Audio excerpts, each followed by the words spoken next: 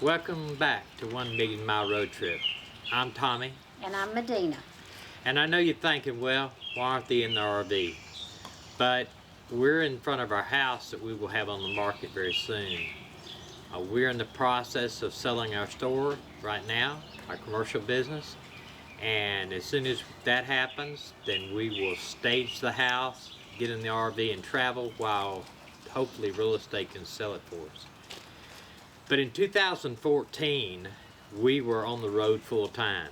I retired from law enforcement in 2011, and she retired from her own business a couple of years later. We bought an RV and sold our house in Orange Beach, Alabama, and we got on the road. It took him 5 years to convince me to do this. But once you did, now we're both hooked. Yes. But we made some mistakes while we were on the road that basically drove us off the road, and for financial reasons mostly. We'd like to discuss those with you today in hopes that maybe when you go full time, you won't make those same mistakes. Number one is that we travel too fast. It works for some, but it's expensive. And if you travel too fast, maybe travel will stay one night here, 2 nights here, it costs a lot of money. We also had no fuel savings card. We have a diesel motorhome, so really we didn't know about it.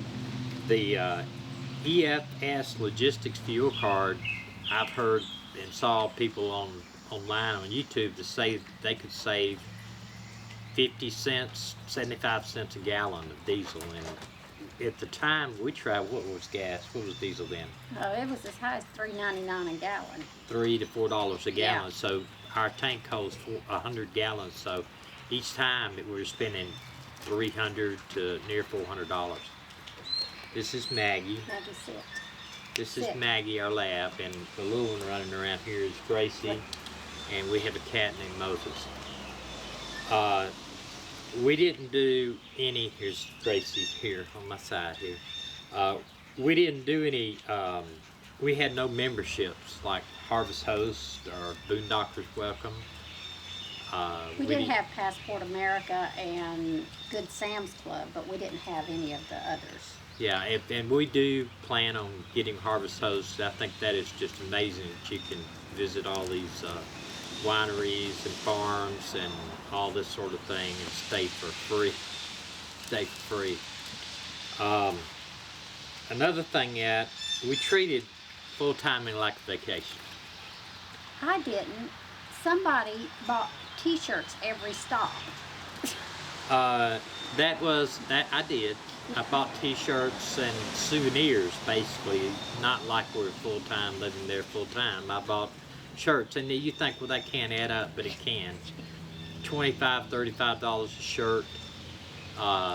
Every once in a while we found them cheaper, but anytime we went to some place like the Grand Tetons or anywhere really neat, somebody had to have a shirt. Him, because I wear V-neck shirts. I don't like the choking around my neck, so I wear V-neck, and you just couldn't find a whole lot of V-neck. And I admit, you can spend other souvenirs too. You're not on vacation, you're full-time. Although, I think this time maybe magnets would be the answer. They don't seem to be as expensive, but just something to let you know that, remind yourself later on, you say, oh, that was great times. Another thing we did, I think we ate out too much and didn't eat in the RV as much as we did, and I apologize for the noise. That we are right on a road here that's really not usually this busy. No, it's not normally this busy. Not on a Monday anyway, but we ate out too much. Now it's not a problem if you're in a town like we were in Williams, Arizona for a couple of weeks at that time. We didn't. So one of the few times we stayed more than a week or more than a few days, and they got a nice little shops and a little restaurant that has huge pies And One of my favorite places to be was Williams. Williams. That Paris. and Oh, that and wherever we were. West Yellowstone. West Yellowstone. West Yellowstone, nice little town. Yes. Another thing is we really didn't have a budget. I think you need to track your expenses, one of the biggest things, and you need a budget. You need a budget for repairs, budget for fuel, for tires, because you figure every 5 years you're going to have to get new tires for your coach, and because tires don't wear out on a coach, they age out. So every 5 years you're going to have to pretty much get tires. So if you start saving every month for those tires will be somewhere around $3,500 for if your RV has the standard 2 tires each side and the back, and be 4 in the back and 2 in the front. You're going to pay for, like Yokohama's, you'll pay $3,400, but Michelin you pay $6,000. So it's just what you want. And I think tracking your expenses too would be something that you could compare to each year, seeing how that you can save your money.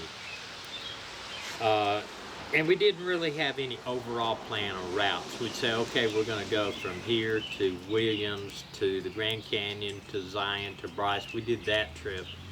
But I think we missed out a lot in between by not going, like if we leave. We're in North Alabama right now, Marshall County area.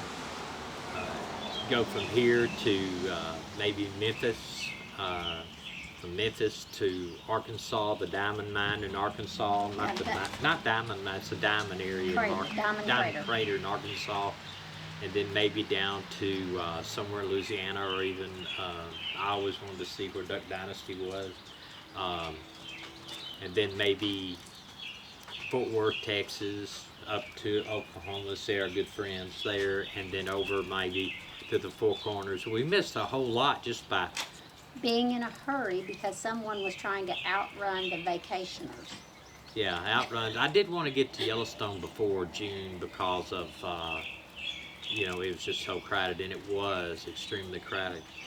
But those are the things that kind of drove us out to get off the road, is basically we spent too much money. And well, another thing was that we had always said we wanted to redo an old house, and we drove by this house and absolutely fell in love. And the house was a 1925 house, and it had sheetrock on the walls that was red and yellow and rainbow color. And after the day we closed, we came over here with hammers and started taking the sheetrock down, and it had tongue and groove walls behind the sheetrock, had a double fireplace behind the sheetrock that had been cut off at the ceiling. It really was, it is an amazing house, and I love this house, but I love traveling more. And the thing, we put all new wiring, new plumbing, and we spent a lot of money on the house. And then now, but I believe we will get it back. Like I said again, I super apologize for all the noise. This is the busiest that I've seen in a long time. This is Moses. That's Moses. No, leave him alone. Y'all let him And so we're gonna sell it as soon as we sell the store. And we have a buyer for the store right now. So if just praying everything will go good with that, we'll be able to close with that, and then get on the road, stage the house, and sell the house. I have a question for the viewers. Have any of you had a cat that was indoor-outdoor house cat? Moses likes to go out and stay out all night. Sometimes he comes in if it's cold. Sometimes he stays out. He stays in all day sometimes. Sometimes he goes out. He's just an in-and-out house cat.